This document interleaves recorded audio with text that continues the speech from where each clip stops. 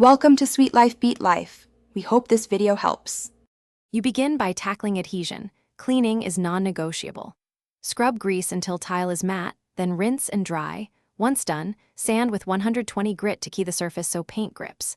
Make sure to remove any silicone and vacuum all dust. Next, tape edges and cover countertops with drop cloths and 1/2 foam for a crisp border. Apply a bonding primer in a thin, even coat. This step creates a chemical bridge between ceramic and paint, so don't skip it. You'll work once the primer is dry to the touch.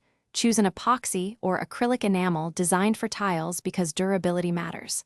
Start by cutting and grout lines and edges with a 2-angled brush, then immediately roll the field with a 9 microfiber roller for even texture.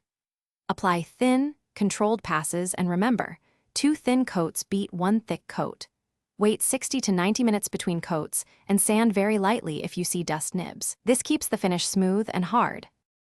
You finish by letting the paint cure. Allow 24 to 72 hours for handling and expect full hardness in about 7 days at room temperature. Once cured, apply a water-based polyurethane sealer suitable for kitchen surfaces in 1 thin coat to add chemical resistance. Make sure you follow the product's flash and recoat times. If you encounter peeling later, act promptly. Strip loose areas, resand to a keyed surface, clean thoroughly, then reprime and repaint. Check for trapped moisture. Thanks for watching. Consider subscribing if we helped you.